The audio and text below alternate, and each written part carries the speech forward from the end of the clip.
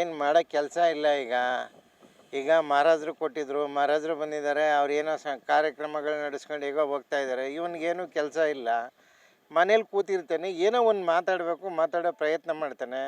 ನಾವು ಕಾರ್ಯಕರ್ತರಾಗಲಿ ಮತ್ತು ನಮ್ಮ ಶಾಸಕರಾಗಲಿ ಯಾರಾದರೂ ತಿರುಗಿಸಿ ಮಾತಾಡಿದ್ರೆ ಅದು ಈ ಸನ್ನಿವೇಶದಲ್ಲಿ, ಈ ಹಬ್ಬದ ವಾತಾವರಣ ಇರುವಂಥ ಸನ್ನಿವೇಶದಲ್ಲಿ ಮಾತಾಡೋದು ತಪ್ಪಾಗುತ್ತೆ. ಅವ್ರ ಹಣೆ ಬರ ಅವ್ರು ಅನುಭವಿಸ್ತಾರೆ. ಬಟ್ ಅವ್ರ ಆಸೆಗಳಂತೂ ಯಾವುದೂ ಈಡೇರಲ್ಲ, ಇದು ಸತ್ಯ. ಯಾಕೆಂತಂದರೆ ನಮ್ಮ ಸರ್ಕಾರಕ್ಕೆ ಯಾರೂ ಕಲ್ಲಾಕುವಂಥ ಒಂದು ಇದು ಮಾಡೋಕ್ಕಾಗಲ್ಲ. ಇದು 5 ವರ್ಷ ಸತತವಾಗಿ ನಡೆಯುತ್ತೆ ರಾಜ್ಯಭಾರ. ಮುಂದಕ್ಕೂ ಅಷ್ಟೇ, ಮುಂದೆ 5 ವರ್ಷವೂ ನಾವೇ ಬರ್ತೀವಿ. ನಮ್ಮ ಸರ್ಕಾರ ಹೀಗೆ ಮುಂದಕ್ಕೆ ಹೋಗ್ತಾ ಇರುತ್ತೆ ಸರ್. ಈಗ ಭ್ರಷ್ಟಾಚಾರದ ವಿರುದ್ಧ ಬಳ್ಳಾರಿ ಪಾದಯಾತ್ರೆ ಮಾಡಿದರು ಸರ್ ಸಿದ್ದರಾಮಯ್ಯನವರು.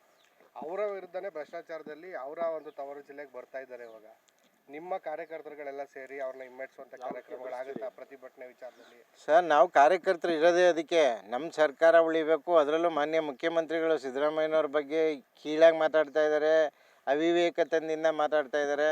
ಅದನ್ನು ಹೋಗ್ಲಾಡಿಸ್ಬೇಕಾದ್ರೆ ನಾವೆಲ್ಲ ಕಾರ್ಯಕರ್ತರು ಒಗ್ಗೂಡಬೇಕು. ಇಡೀ ರಾಜ್ಯದಲ್ಲಿ ಯಾರ್ಯಾರು ಕಾರ್ಯಕರ್ತರಿದ್ದಾರೋ ಎಲ್ಲರೂ ಸೇರ್ತೀವಿ. ಅವ್ರು ಏನು ನಡೆಸೋದು, ಅದರಲ್ಲೂ ನಮ್ಮ ಮೈಸೂರು ಜಿಲ್ಲೆಗೆ ಕಾಲಿಟ್ಟು ನೋಡಲಿ ಅವರು, ಅದರ ಪರಿಣಾಮಗಳು ಏನೇನಾಗುತ್ತೆ ಅನ್ನೋದು. ಕಾರ್ಯಕರ್ತರು ಯಾವ ರೀತಿ ದ್ವೇಷದಿಂದ ನಿಂತಿದ್ದಾರೆ ಇವತ್ತು ಅಂತಂದರೆ ಎಲ್ಲ ಸಮಾಧಾನವಾಗಿ ಕೂತಿದ್ದಾರೆ. ನೀವು ಇದನ್ನೇ ಪ್ರಾರಂಭ ಮಾಡ್ತಾ ಹೋಯ್ತು ಅಂದರೆ ಮಾನ್ಯ ಮುಖ್ಯಮಂತ್ರಿಗಳು ಒಂದೇ ಒಂದು ಇನ್ಸ್ಟ್ರಕ್ಷನ್ ಕೊಟ್ಟರೆ ಅದ್ರ ಕಥೆನೇ ಬೇರೆ ಆಗುತ್ತೆ. ಕಾದು ನೋಡಿ ಇದ್ರ ಬಗ್ಗೆ. ಉಗ್ರ ಪ್ರತಿಭಟನೆಗಳಾಗುತ್ತೆ. ಬರೀ ಪ್ರತಿಭಟನೆ ಅಲ್ಲ, ನಾವು ಮೈಸೂರಿಂದ ಈಗ ಬ್ಯಾಂಗ್ಳೂರಿಗೆ ಹೋಗ್ಬೇಕು ಅಂತ ಮಾಡಿದ್ದೀವಿ ನಾವೆಲ್ಲರೂ ಸೇರಿ ಪಾದಯಾತ್ರೆ. ಹೌದು, ಪಾದಯಾತ್ರೆ ಮಾಡಲೇಬೇಕು, ಮಾಡ್ತೀವಿ. ನೀವು ಏನ್ರಿ ಮಾಡೋದು? ನಾವು ಇದ್ದೀವಪ್ಪ ಮಾಡೋದಕ್ಕೆ. ನೀವು ತೀರ್ಮಾನ ತಗೊಳ್ಳಿ, ನಿಮಗೆ ತಾಕತ್ತಿದ್ರೆ ನಾವು ತೀರ್ಮಾನ ತಗೋತೀವಿ. ಆ್ಯಸ್ ಪರ್ ಮುಖ್ಯಮಂತ್ರಿ ಇನ್ಸ್ಟ್ರಕ್ಷನ್ ಕಾಯ್ತಾ ಇದ್ದೀವಿ. ನೀವೇನು ಸುಮ್ಮನೆ ಆಗ್ಬಿಟ್ಟವ್ರೆ ಅಂತ ತಿಳ್ಕೊಬೇಡಿ, ಕಾಯ್ತಾ ಇದ್ದೀವಿ, ಬಂದೇ ಬರ್ತೀವಿ. ನೋಡಿ, ಈಗ ಅವರು ನಿವೃತ್ತಿ ಹೊಂದಂಗೆ ಅವರು BJPಯವರು, ಅವ್ರಿಗೆ ಮಾಡ್ಲಿಕ್ಕೆ ಕೆಲಸ ಇಲ್ಲ.